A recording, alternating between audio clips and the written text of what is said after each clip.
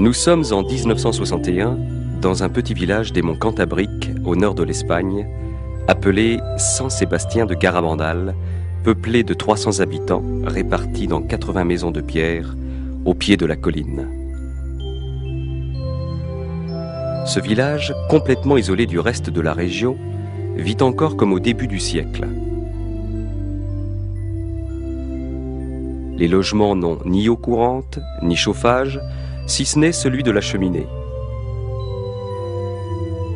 Quant à l'électricité, elle n'est fournie que quelques heures le soir, et les équipements modernes comme la voiture, la télévision ou le téléphone font défaut. En effet, dans tout le village, on ne trouve pas un seul moteur. Les habitants subsistent en élevant du bétail et sont obligés de marcher plus d'1 heure pour arriver aux alpages.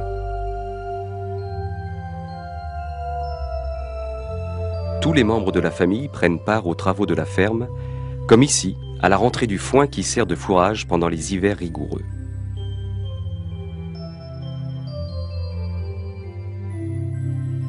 Garabandal est le plus pauvre village de la région, mais un des plus religieux. Par exemple, chaque jour, une femme parcourt les ruelles en sonnant une clochette pour rappeler aux villageois de prier pour les morts.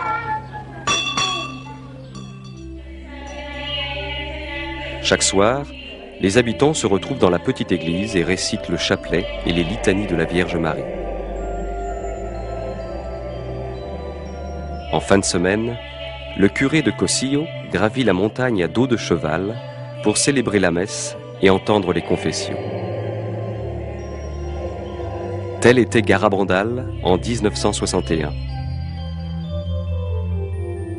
Un simple hameau cantabrique qui n'avait pas évolué depuis des décennies, voire des siècles, et où, selon la sagesse populaire, les choses n'étaient pas prêtes de changer. Les enfants grandissaient heureux dans leur montagne, parmi eux 4 fillettes, que rien ne distinguait des autres, allaient vivre une aventure hors du commun. Conchita González, 12 ans, Maricruz González, 11 ans, Jacinta González, 12 ans, et Marie-Loli Masson, 12 ans. Malgré un nom patronymique commun, les 3 premières ne sont pas sœurs et n'ont entre elles aucun cousinage au premier degré.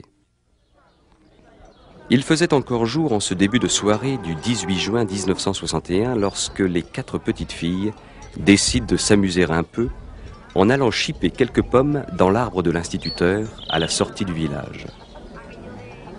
Riant de plaisir, elles chapardent les pommes et se réfugient dans un sentier vaché escarpé menant à une pinède qui domine le village. Assises, mangeant les fruits défendus, les fillettes entendent soudain comme un coup de tonnerre.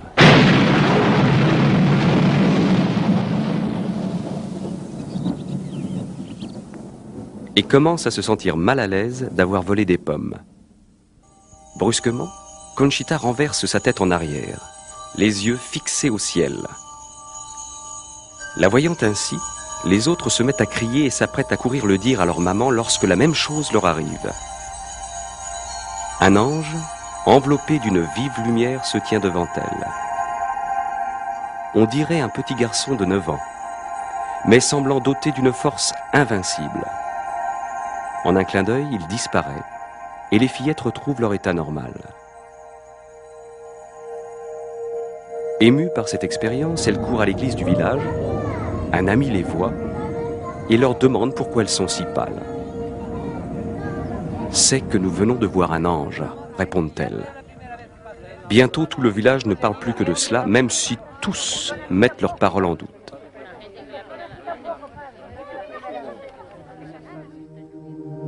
Les jours suivants, les fillettes revoient l'ange et le 1er juillet, celui-ci leur déclare: Savez-vous pourquoi je suis venu? Pour vous annoncer que demain, la Vierge Marie vous apparaîtra sous le vocable de Notre-Dame du Mont Carmel.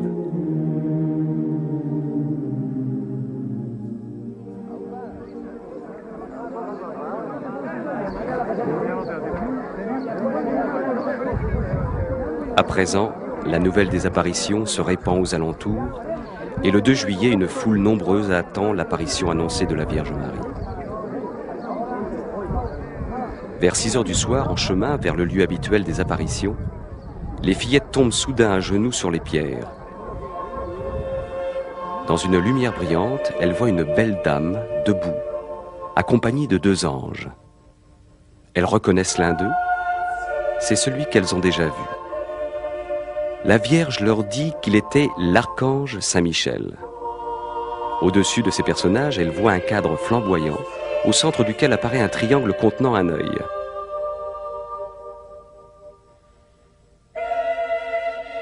Sans aucune crainte, les fillettes parlent avec la dame. Elles parlent de leur famille, des prêtres présents, des travaux ménagers ou des chants. La dame leur sourit.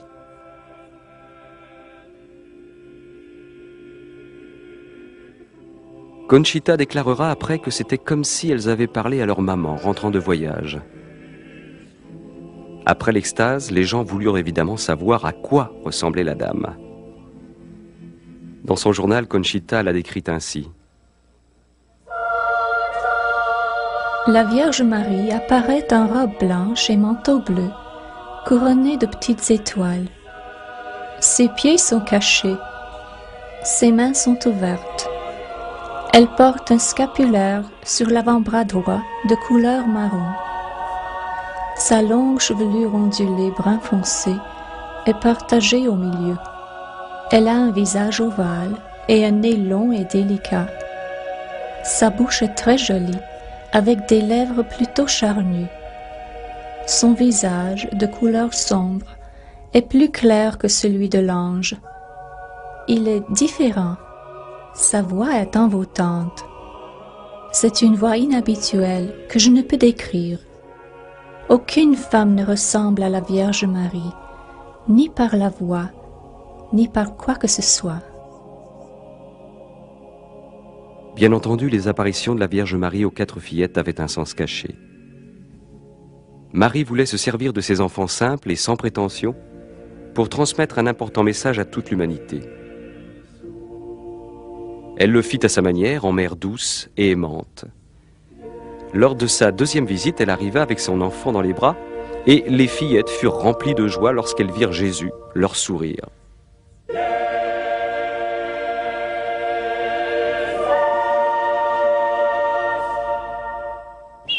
Au cours des premières apparitions, les fillettes présentèrent à la dame des petits cailloux. Elles dirent que la Vierge les bénissait en y posant ses lèvres, ajoutant qu'elle préférerait qu'on lui présente des objets à caractère religieux. Les gens réagirent en leur donnant leur chapelet, médailles, croix et alliances, pratique qui se maintint pendant toutes les apparitions. Le 4 juillet, Marie révéla son message aux fillettes en leur demandant de ne pas le rendre public avant le 18 octobre. La vérité sur les apparitions devait se faire d'abord pour que l'on croie au message. Il fallait des preuves et des preuves. Il y allait en avoir en abondance. Des médecins examinèrent les fillettes pendant leurs extases. Ils constatèrent que leur corps était dur, ni chaud, ni froid, insensible à la douleur, et subissait une incroyable augmentation de poids. 2 hommes, jeunes et forts, avaient de la peine à soulever l'une des fillettes alors qu'elles se soulevaient mutuellement sans effort pour pouvoir embrasser la dame. Elles étaient prévenues qu'elles allaient avoir une apparition par 3 appels intérieurs successifs de plus en plus fortement ressentis. Après le dernier appel, elles s'élançaient avec une jubilation visible vers le rendez-vous céleste. Les appels arrivaient à toute heure du jour et de la nuit, mais si les fillettes allaient se coucher, la Vierge ne venait pas. Conchita dut rester veillée tard, bien des fois, à attendre le dernier appel de la Vierge. Vers fin juillet, le nombre des apparitions augmenta jusqu'à 2 par jour et plus, chaque extase durant entre 10 minutes et plusieurs heures.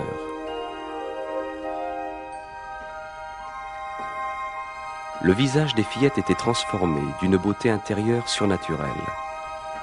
Certains observateurs étaient si émus qu'ils n'osaient s'approcher d'elles. Début août, de nouveaux phénomènes se produisirent. Alors que les fillettes étaient à genoux en extase, il arrivait qu'elles tombent tout à coup à la renverse, la tête allant même toucher le sol. Parfois, elles tombaient toutes les trois en même temps, belles comme des statues, mais sans que leurs vêtements soient jamais froissés, ou leur maintien inconvenant. Le bruit de ces chutes, qui impressionnait tous les témoins par son volume et sa sécheresse, s'explique du fait qu'elles tombaient sur des surfaces dures, et que leur propre corps était devenu dur comme un granit. En fait, c'était le choc de deux pierres, d'autant plus que la chute était foudroyante. Mais elles ne se faisaient jamais mal et se relevaient sans céder ni des bras, ni des mains. Pendant l'extase, elles se mettaient à marcher soit en avant, soit à reculons, soit debout, soit agenouillées, traversant le village, les yeux fixés au ciel et par conséquent ne pouvant voir les obstacles au sol. Pourtant, remarquez comme Marie-Loli évite soigneusement une pierre saillante. Parfois, elles se déplaçaient si vite que même en courant à toutes jambes, les jeunes hommes du village ne pouvaient les rattraper. Après l'extase, elles n'étaient ni essoufflées, ni en sueur, ni fatiguées, et leur pouls était normal. Lors de ces courses extatiques, elles pouvaient s'arrêter net, défiant les lois de la physique, alors que ceux qui essayaient de ne pas se laisser distancer les dépassaient, emportés par l'élan de leur course.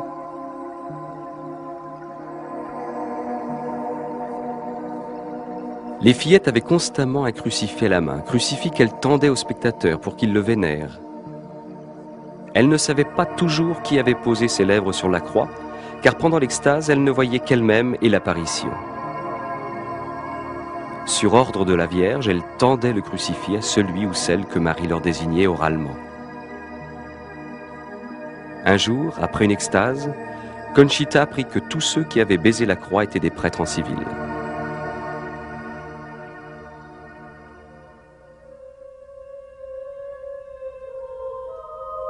Parmi les nombreux prêtres montés à Garabandal pour se rendre compte des événements se trouvait un jésuite, le père Luis Maria Andreu. C'était un jeune et brillant professeur de théologie qui passait pour un saint prêtre. Lors de sa première venue au village, le père Andreu était sceptique. Mais après avoir observé de près les fillettes en extase, il comprit qu'il se passait là quelque chose de sérieux.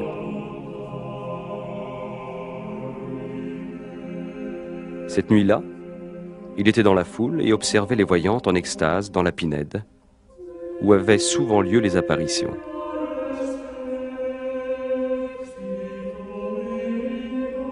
Tout à coup, son visage se tendit. Son front ruissela de sueur et il s'écria « Milagro! Milagro! Milagro! Milagro !»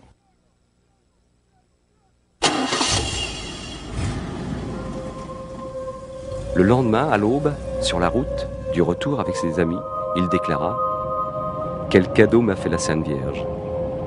Comme nous avons de la chance d'avoir une mère comme elle dans le ciel. C'est le jour le plus heureux de ma vie. » Puis, il toussa légèrement et sa tête retomba sur sa poitrine. Le père Andreu était mort. Or, on ne lui connaissait aucune maladie. Au cours d'une autre apparition, la Vierge dit aux fillettes que le 8 août, le père Andreu non seulement l'avait vue, elle, Marie, mais avait eu aussi la vision du grand miracle à venir.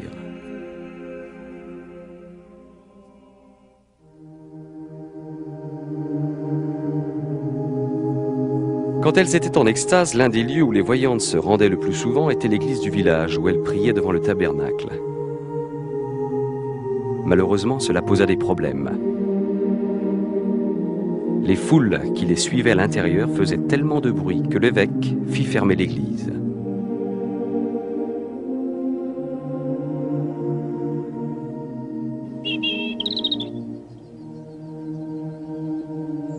En obéissance à l'évêque, Marie n'amena plus les fillettes à l'intérieur.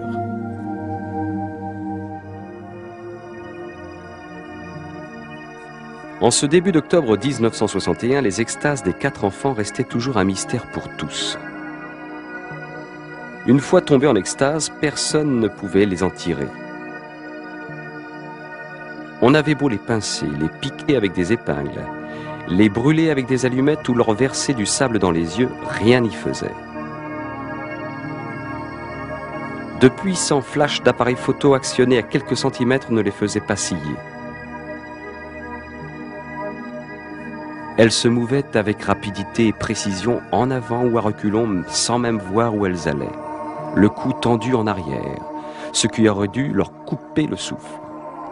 Particulièrement étonnantes étaient les descentes nocturnes à reculons depuis la pinède escarpée jusqu'au village, à une vitesse vertigineuse parmi les broussailles et les massifs de ronces.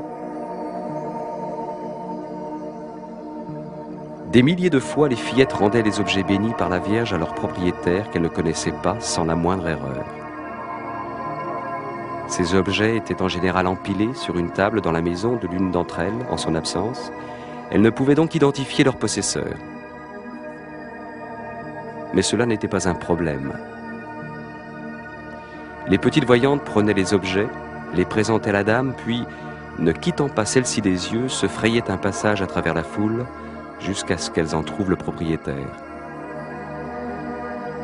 C'était une expérience émouvante pour une personne que de voir son chapelet, sa médaille ou son alliance lui revenir de cette mystérieuse façon. Beaucoup pleuraient, quelques-uns s'évanouissaient.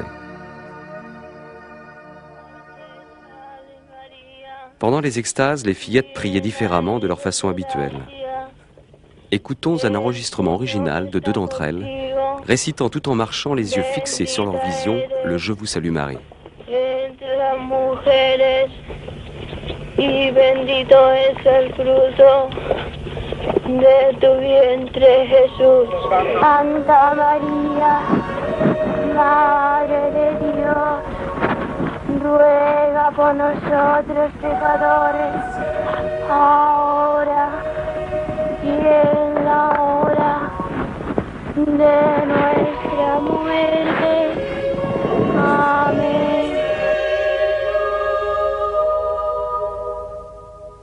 Elles chantaient des hymnes qu'elles ne connaissaient pas et avec l'aide de Marie composèrent de charmants petits couplets. Ô petite Vierge du Carmel, combien tu nous réjouis avec ton si joli sourire et ton enfant si charmant.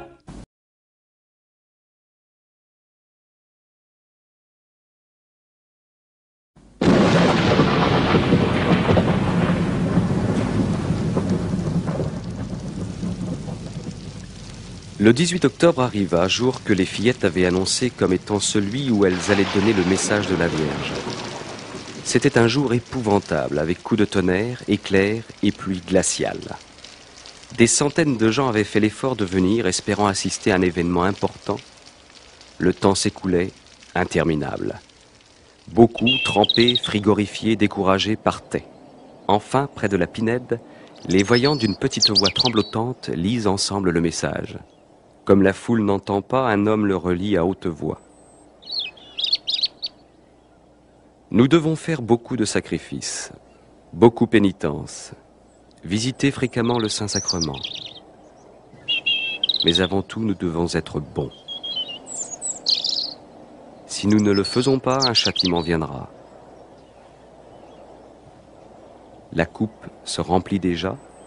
Si nous ne changeons pas, le châtiment sera très grand.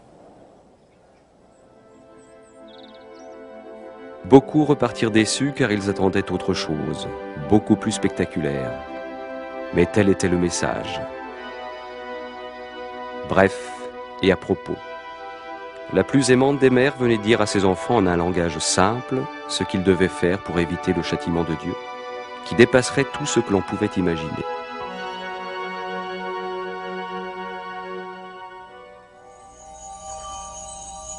Les extases des fillettes se poursuivirent pendant les mois d'hiver. À toute heure du jour ou de la nuit, elles recevaient les appels.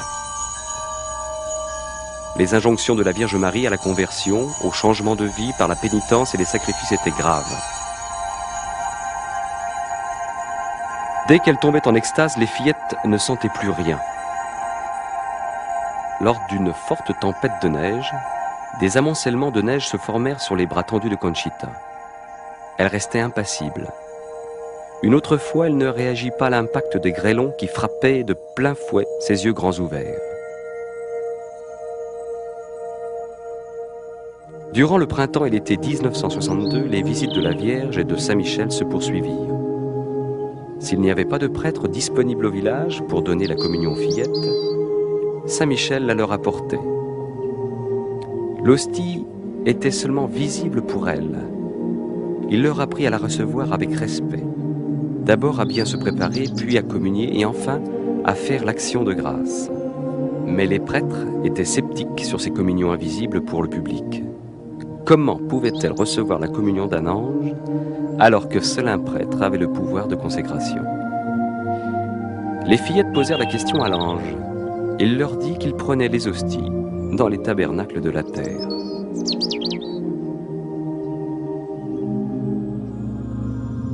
À l'époque, aucun lieu sur terre ne pouvait, et de loin, se comparer à Garabandal.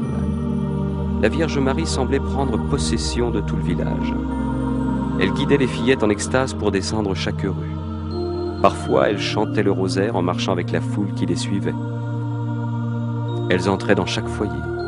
Lorsqu'elles arrivaient à une maison où un malade était alité, elles s'agenouillaient et priaient, présentant le crucifix au malade. Si elles arrivaient à la maison d'une veuve ou d'un veuf, elles priaient devant une photo du défunt ou faisaient le signe de croix sur l'oreiller du lit vide. Elles posaient le crucifix sur la bouche des nouveau-nés. Elles se rendaient aussi au cimetière et tendaient le crucifix à travers les barreaux de la grille. Des événements de la plus grande importance se passaient donc dans ce petit village espagnol de montagne, et bien que personne ne l'ait réalisé à ce moment-là, la Vierge Marie nous préparait à la tempête qui allait agiter l'Église. Elle était venue réaffirmer en personne tous les principes enseignés par l'Église, et tout ce qu'elle dit aux fillettes s'adressait à tous les chrétiens. Pendant l'extase, les fillettes priaient dans toutes les positions, à genoux, debout, assises, marchant ou allongées. La Vierge nous rappelait que nous pouvons toujours être avec Dieu et avec elle où que nous soyons et quoi que nous fassions. Notre Seigneur et notre Mère du Ciel veulent être associés à tout ce que nous faisons, que nous travaillions à la maison, au bureau ou au volant de notre voiture. Lorsque les taxis qui amenaient les gens à Garabandal étaient stationnés dans le village, les fillettes en extase venaient avec leur crucifix et faisaient le signe de croix sur les pare-brises. Tout avait son importance pour Marie. Elle s'intéresse même à nos vaches, déclara Marie Loli après une extase. Par l'intermédiaire des enfants, Marie nous a appris comment agir envers notre prochain. Si l'une d'elles perdait sa chaussure au cours d'une marche extatique sur le terrain accidenté, la Vierge demandait que l'une d'entre elles la remette à son amie.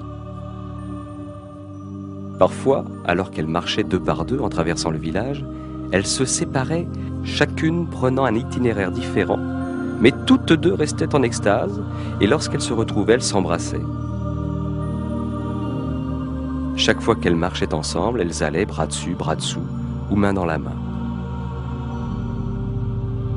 Qui donc était cette dame de lumière qui agissait de manière si simple et si puissante à la fois dans le petit hameau des montagnes de Garabandal?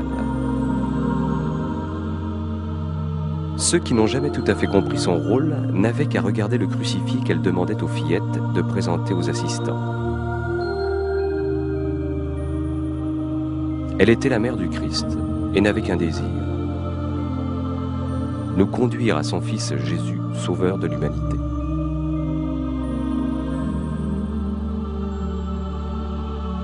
Mais Marie était-elle la Sainte Mère des seuls catholiques? Un protestant s'approcha de Conchita. Il voulait savoir s'il pouvait baiser le crucifix lors d'une prochaine extase. Conchita, qui avait grandi dans un milieu tout à fait catholique, fut touchée par cette demande et en parla à la Vierge lors de l'apparition. Marie regarda l'homme et dit: « Il est aussi mon fils. Et continuant d'agir par l'intermédiaire de la jeune fille, elle envoya celle-ci lui porter le crucifix pour qu'il y posât ses lèvres.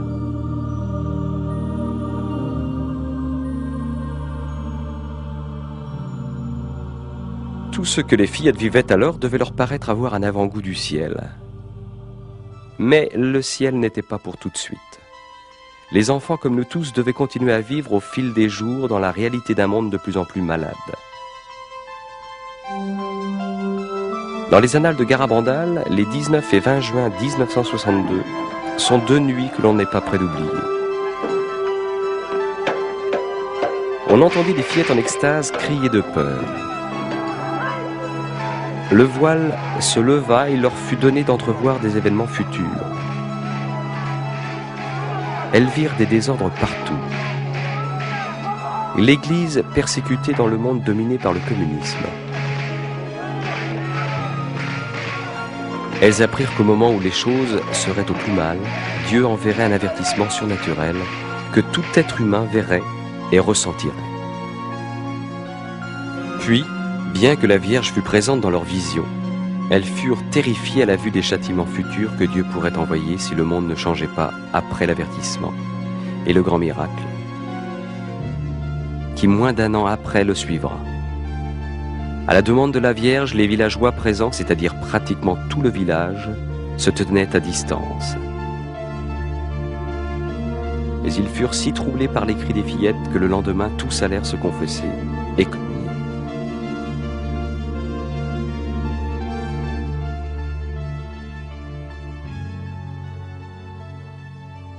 À un certain moment, les petites voyantes intercédèrent auprès de la Vierge et de Saint-Michel pour que se produise un miracle, afin de convaincre ceux qui ne croyaient pas encore à l'origine surnaturelle de ces apparitions. Ainsi, Saint-Michel dit à Conchita qu'à une date indiquée par la Vierge, l'hostie qui demeurait invisible aux yeux des spectateurs lorsqu'elle communiait des mains de l'ange, ce jour-là serait visible. Conchita trouva que c'était un bien petit miracle. Elle mit la groucou en patois, parce qu'elle pensait que l'assistance voyait l'hostie quand elle la recevait.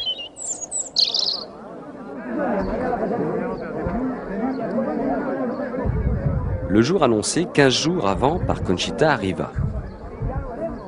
Plusieurs centaines de personnes étaient au village, mais l'attente fut longue et pénible, aussi beaucoup s'en allèrent. Alors, vers 1h30 du matin, le 19 juillet 1962, Conchita, sortie de chez elle, en extase, tourna au coin de la rue, et au moment où la foule se pressait autour d'elle, tomba à genoux dans une ruelle adjacente. Elle ouvrit la bouche. Brusquement, en un clin d'œil, une hostie blanche et brillante, qui n'y était pas la seconde d'avant, apparut sur la langue de la fillette. Des témoins en font foi. Un homme d'affaires de Barcelone, muni d'une caméra qu'on lui avait prêtée et d'un projecteur lumineux, prit plusieurs images où l'on voyait l'hostie sur la langue de Conchita. Voilà qu'un miracle annoncé se réalisait et se trouvait attesté par le film.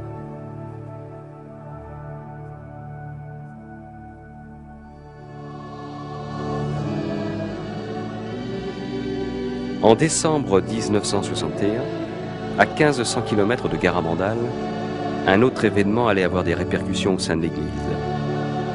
Le pape Jean XXIII venait de convoquer le Concile Vatican II. Une question se posait tout naturellement. Y avait-il un lien quelconque entre cet événement ecclésial si important et les faits remarquables qui se produisaient dans le minuscule village des Monts Cantabriques?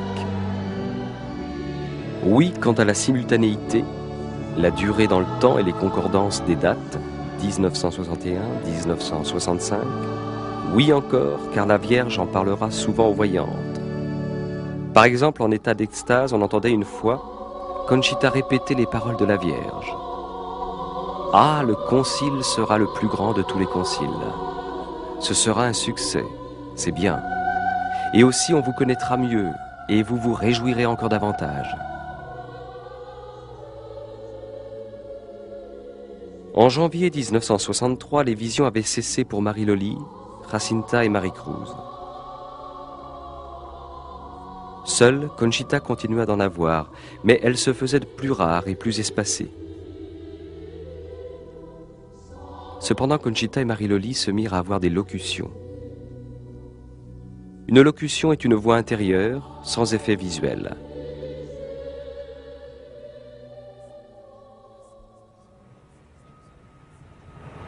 Un certain jour de 1947, Joey Lomangino était en train de gonfler une roue d'automobile.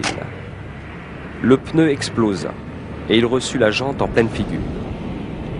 Le choc lui sectionna les nerfs optiques et olfactifs. Après une longue et pénible période de réadaptation physique et psychologique, en 1961, il s'en sortit. C'était un homme d'affaires accompli, mais extrêmement fatigué par une surcharge de travail. Son médecin lui conseilla de prendre des vacances en Europe. Il quitta donc son domicile à Lindenhurst, New York, avec des parents, et alla voir son oncle en Italie du Sud. À l'époque, Joe n'était pas très enclin à la spiritualité, mais devant l'insistance de son oncle, il finit par accepter de se rendre à San Giovanni Rotondo, où vivait le célèbre moine stigmatisé, le Padre Pio. Ce frère franciscain, qui portait les plaies du Christ aux mains, aux pieds et aux côtés, était de son vivant vénéré comme un saint. Joey ne pensait pas le rencontrer personnellement. Or, à la fin de la messe, il se trouva dans une pièce avec d'autres hommes, attendant que Padre Pio les bénisse en passant. As Father Pio came into the room, we all knelt down to receive his blessing, and Father Pio was coming. Lorsque Padre Pio entra dans la pièce, par le côté gauche, nous nous mîmes tous à genoux pour recevoir sa bénédiction. Tout à coup, j'entendis des genoux toucher le sol et je me demandais ce qui se passait. Le père Pio s'étant agenouillé, il me prit dans ses bras, il m'embrassa sur le front, il me dit « Joey, je suis si heureux de te voir ». Mon oncle me dit que c'était Padre Pio qui m'embrassait.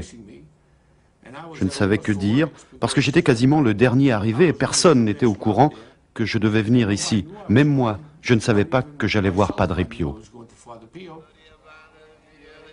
Joey fut profondément impressionné. 2 ans plus tard, il retournait à San Giovanni. Cette fois-ci, il décida d'aller se confesser à Padre Pio. I went into Father Pio, into the confessional, and I knelt down. Je me dirigeais vers le confessionnal du Padre Pio et m'agenouillais sur le banc. Le Padre Pio s'était assis juste en face de moi.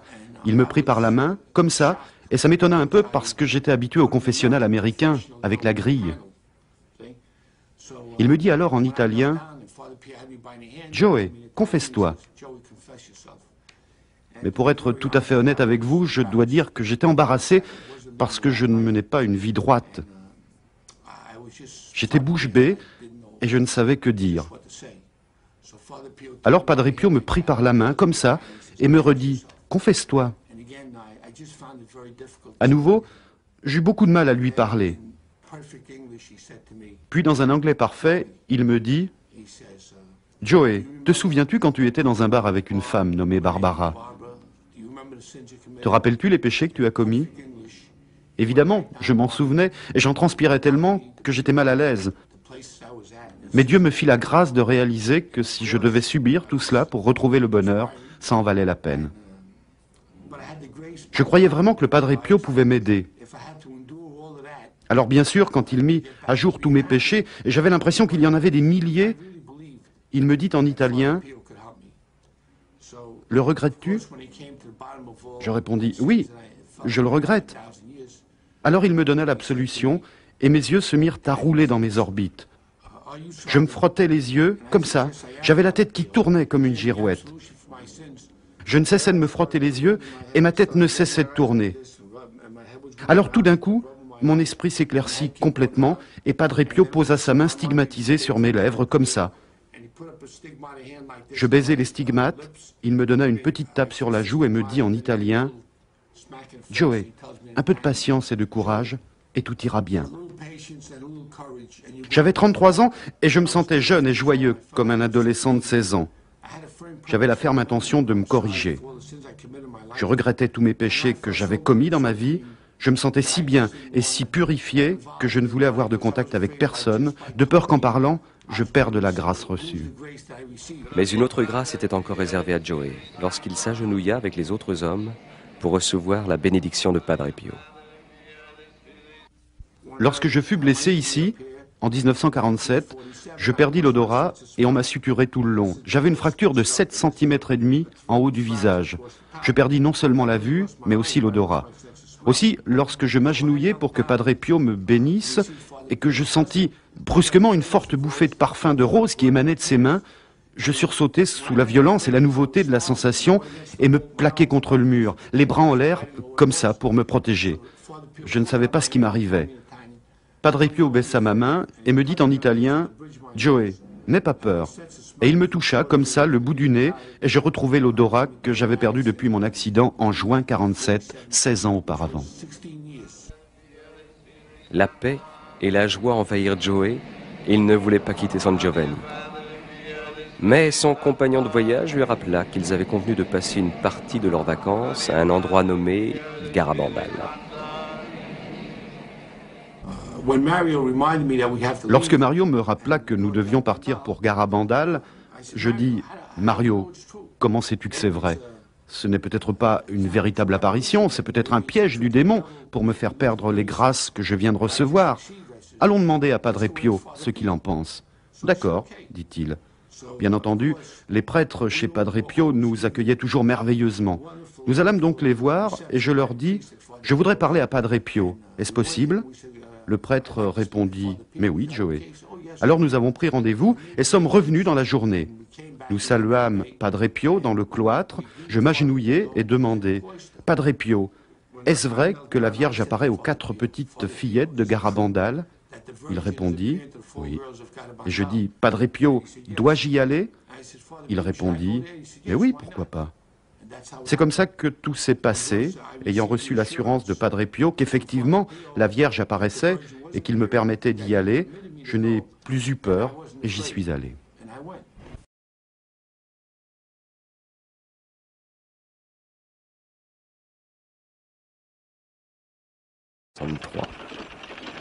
À l'époque, le char à bœuf était un des seuls moyens pour monter au village par la route tortueuse de montagne, particulièrement en hiver. Joey venait d'y arriver quand il rencontra les enfants à qui la Vierge apparaissait. Il fut immédiatement impressionné par leur simplicité, leur sincérité. Conchita allait devenir sa grande amie. Joe fut également frappé par le message et le besoin de le faire connaître. Mais il se sentait handicapé par son infirmité.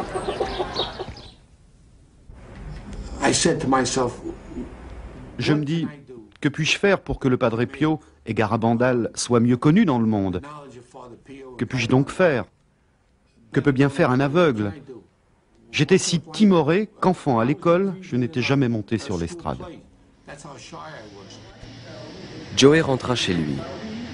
Il y avait un album de photos avec des légendes en braille sur Padre Pio et les fillettes de Garabandal en extase. Il partit faire le tour de ses parents et amis pour leur parler du fameux stigmatisé et des événements extraordinaires de Garabandal. Cette première démarche était une graine qui allait donner des fruits d'apostolat dans le monde.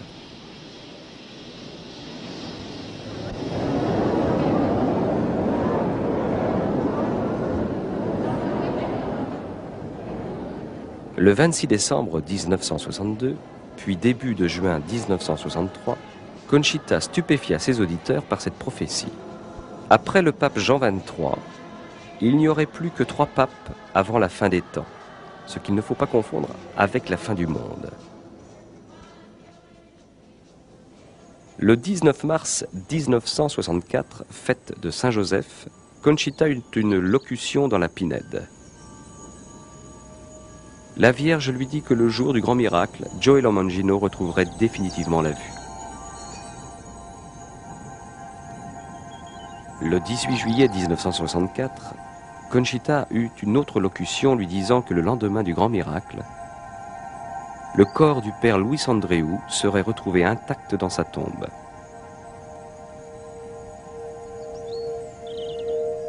Au tout début janvier 1965, Conchita eut une extase de 2 heures près des pins, au cours de laquelle la Vierge lui révéla la nature de l'avertissement que Dieu enverra pour purifier le monde précédant le grand miracle. Elle dit également à Conchita que le monde n'ayant pas réagi à son premier message, elle en donnerait un deuxième et dernier, le 18 juin 1965, par l'intermédiaire de Saint Michel.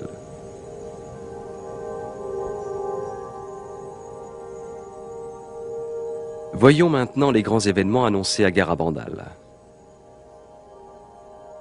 Il y aura d'abord l'avertissement. Chacun sur terre le verra dans le ciel, puis le ressentira intérieurement. Nul n'y échappera. Quand il surviendra dans un proche avenir, un moment où le monde sera en plein bouleversement, tout sera comme suspendu, arrêté, silencieux. Chacun de nous reconnaîtra alors le mal qu'il a fait et le bien qu'il a omis de faire. Cette prise de conscience sera extrêmement douloureuse, au point que certains souhaiteraient mourir plutôt que d'en subir les effets trop longuement. Mais cela ne leur causera aucun mal physique. Si quelqu'un en meurt, ce sera seulement sous le choc de l'émotion. L'avertissement servira de purification en vue de rectifier la conscience du monde, a dit la Vierge, et de la préparer à recevoir le grand miracle. Ce grand miracle se produira au-dessus de la Pinède, un jeudi soir, à 8h30 entre les 8 et 16 inclus de mars, avril ou mai. Conchita en connaît la date et l'annoncera 8 jours à l'avance. Coïncidera avec la fête d'un martyr de l'Eucharistie ainsi qu'avec un heureux événement dans l'église. Le verront tous ceux qui seront dans le village et sur les montagnes environnantes. Les malades présents seront guéris, les pécheurs seront convertis, les incrédules croiront. Ce sera le plus grand miracle que Jésus ait jamais accompli pour le monde. À la suite de l'avertissement et du miracle, la Russie se convertira. Après le miracle, un signe visible, surnaturel, permanent, demeurera au pain jusqu'à la fin des temps.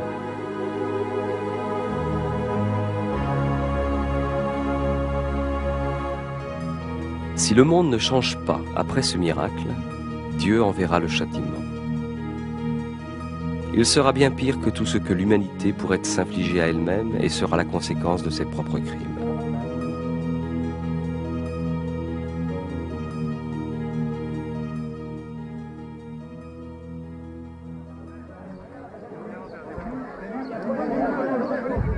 Le 18 juin 1965, quelques milliers de personnes avaient envahi le village de Garabandal pour assister à l'extase de Conchita et entendre le deuxième et dernier message de la Vierge.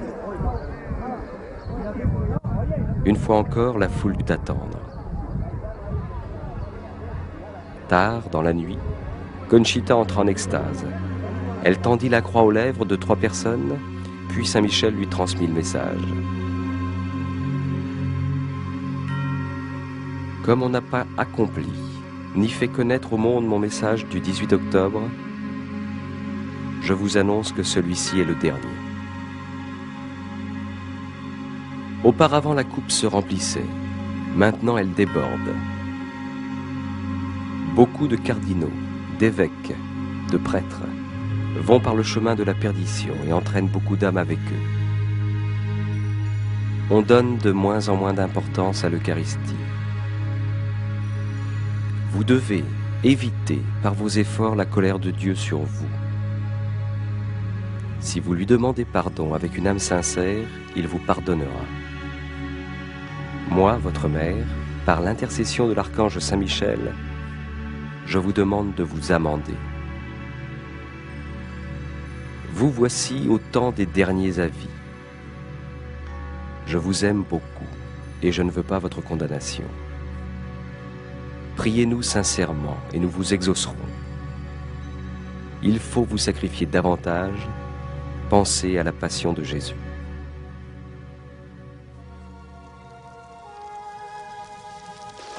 Le 13 novembre 1965 fut à la fois un jour de joie et de tristesse pour Conchita. La Vierge lui apparut avec son enfant, mais ce sera la dernière fois. Comme Marie l'avait précisé, ce devait être une apparition spéciale, où elle bénirait par un baiser des objets religieux, et Conchita en avait beaucoup avec elle. Après avoir baisé les objets, la Vierge déclara: « Par ces objets ainsi bénis, par moi, mon fils accomplira les prodiges. Distribuez-les aux autres. Parle-moi, Conchita. Parle-moi de mes enfants de la terre. Je les protège tous sous mon manteau. C'est la dernière fois que tu me vois ici. Mais je serai toujours avec toi et avec tous mes enfants. Conchita, pourquoi ne viens-tu pas plus souvent rendre visite à mon fils qui est dans le tabernacle? Il t'attend jour et nuit. » Conchita dit à la Vierge: « Je suis si heureuse quand je vous vois tous les deux. Pourquoi ne m'emmenez-vous pas au ciel avec vous ?» Elle répondit: « Te souviens-tu de ce que je t'ai dit le jour de ta fête patronale? Lorsque tu te présenteras devant Dieu, tes mains devront être remplies de bonnes actions accomplies pour tes frères et pour la gloire de Dieu. Pour l'instant, tes mains sont vides. »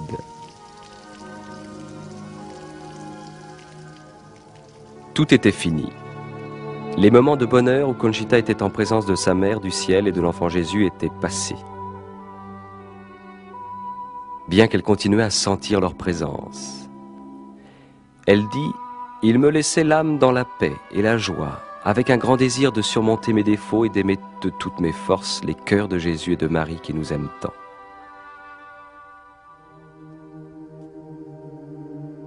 Ce que la Vierge avait dit des objets sur lesquels elle avait posé un baiser se réalisa. On continue de rapporter des guérisons physiques et d'autres faveurs survenues dans diverses parties du monde. Beaucoup proviennent d'une médaille que Conchita donna à Joey Lomangino. Elle a été vénérée par des milliers de gens dans diverses parties du monde au cours de nombreuses années d'apostolat de Joey. Que dit la science médicale des extases des petites voyantes? Plus de 40 médecins de différentes disciplines ont examiné les fillettes avant, pendant et après leurs extases. Le docteur Celestino Ortiz, pédiatre à Santander, les a observées 22 jours consécutifs. Quand elles n'étaient pas en extase, il les trouvait normales et équilibrées. Il conclut son étude en déclarant: « Nous ne trouvons aucune explication convaincante à de tels phénomènes. Garder le silence serait de la pure lâcheté scientifique. » Le docteur Ricardo Puncerno, neuropsychiatre, de renommée internationale, alors au sommet de sa carrière, effectua les séries de tests les plus approfondies sur les fillettes sur une période de 12 jours. Ses conclusions? La quantité et la qualité des phénomènes défient toute explication naturelle.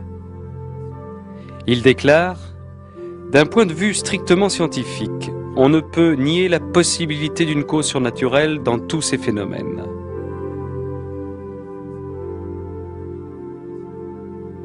En 1961, le docteur Luis Morales, psychiatre à Santander, avait été nommé par l'évêque expert médical principal d'une commission constituée pour étudier ces apparitions. Il conclut à une série de vulgaires phénomènes hystériques. Par la suite, le docteur Morales fit la une des journaux lorsqu'il revint sur ses déclarations initiales.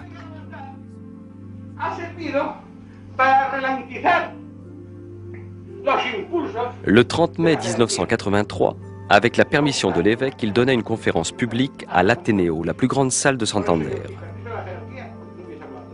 Il exposa à la foule les raisons qu'il avait de croire à l'authenticité surnaturelle des apparitions de Garabandal.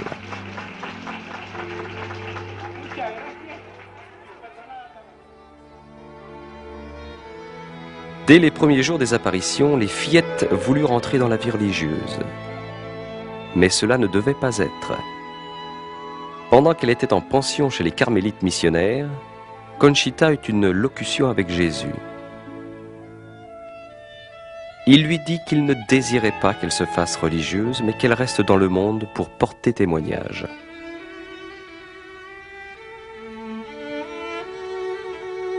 Aujourd'hui, les 4 voyantes sont mariées. Conchita, Marie-Loli et Jacinta ont épousé des Américains et vivent aux États-Unis.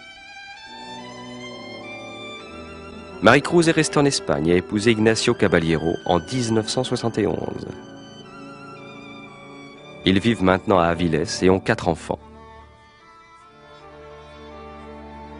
En 1973, Conchita épousa Patrick Kina de New York, où ils vivent actuellement avec leurs 4 enfants. En 1974, Marie-Loli épousa Francis Lafleur du Massachusetts.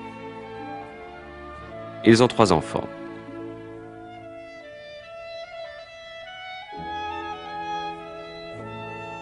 En 1976, Jacinta épousa Jeffrey Moynan de Californie, qui travaille dans la marine.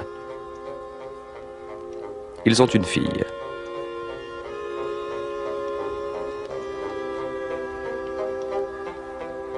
En 1977, Joey Lomangino, âgé de 47 ans, surprit tous ses amis en se mariant.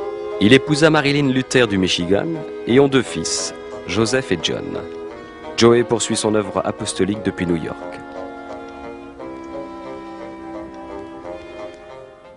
En apparaissant à Garabandal, la Vierge Marie, reine des prophètes, est venue apporter un message vital pour l'humanité. Au passage, elle mit l'accent sur certains aspects de la pratique religieuse. Par exemple, l'importance du Saint-Sacrement fut soulignée par Saint Michel, donnant aux fillettes la communion invisible. La preuve de la vérité surnaturelle des apparitions par le miracle de la communion visible, El Milagruku. L'insistance de Marie pour que le croyant fasse de fréquentes visites au Saint-Sacrement. Quand les fillettes sortaient en extase de l'église, elles ne tournaient jamais le dos au tabernacle, elles sortaient à reculons. Dans ces 2 messages, la Vierge rappelle l'importance de la présence réelle du Seigneur dans l'hostie. Tant que durèrent les événements, Marie ne cessa d'exhorter les fillettes à prier pour les prêtres. La Vierge a choisi d'apparaître à Garabandal comme Notre-Dame du Mont-Carmel, titre étroitement lié au scapulaire brun. Elle parla de l'importance qu'il avait et le portait à son poignet lors des apparitions. Le scapulaire est un signe de consécration à la Mère de Dieu. Ceux qui le portent avec foi et dévotion peuvent être assurés de sa maternelle protection à l'époque où nous vivons. La prière et le chapelet occupent une place importante dans les événements de Garabandal. Elle tint à leur apprendre le sens des mystères du rosaire, la façon de prier. Lentement, en pensant à chaque mot. Dès qu'elle le surent correctement, Marie se joignit à elle, « Ô gloire soit au Père ». La signification des objets sacramentaux tels que les crucifix, les chapelets, les médailles et alliances matrimoniales se trouvaient renforcées par le désir de la Vierge de les baiser et de leur conférer des pouvoirs spéciaux de guérison et de conversion. Le message de Garabandal est la solution du ciel aux crises de notre temps. Désormais, tout dépend de nous et notre réponse sera déterminante pour l'avenir de notre génération.